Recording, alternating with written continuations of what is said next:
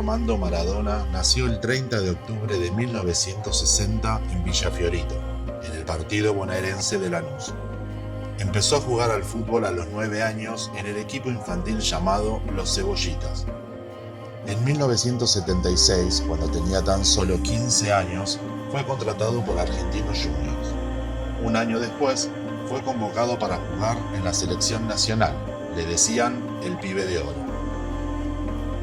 A los 17 años ya era uno de los 25 mejores jugadores argentinos, pero no era suficiente como para formar parte del equipo que consagró a la Argentina como campeón del mundo en la Copa que el país organizó en 1978.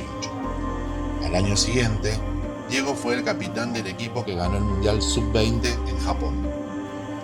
En 1980 fue vendido a Boca Juniors y 2 años más tarde al Barcelona por una cifra millonaria.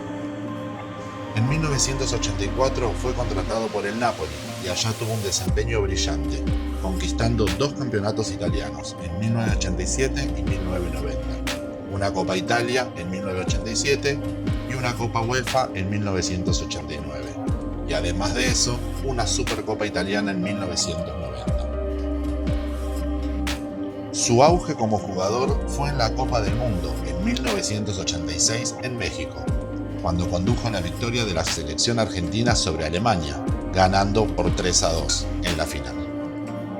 En el mismo mundial, un inspirado Maradona anotó en el partido de Inglaterra por los cuartos de final 2 de sus tantos más memorables: el gol de mano que pasó a la posteridad como la mano de Dios y la jugada que años después sería elegida como el gol del siglo.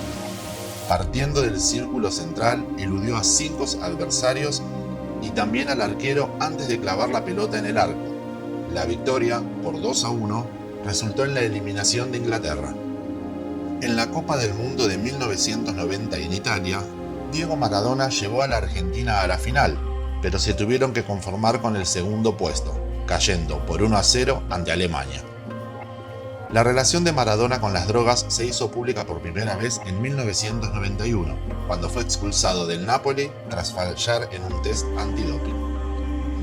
De vuelta a la Argentina, Diego se desempeñó por pocos meses como técnico del pequeño Deportivo Mandillú y luego del tradicional Racing Club.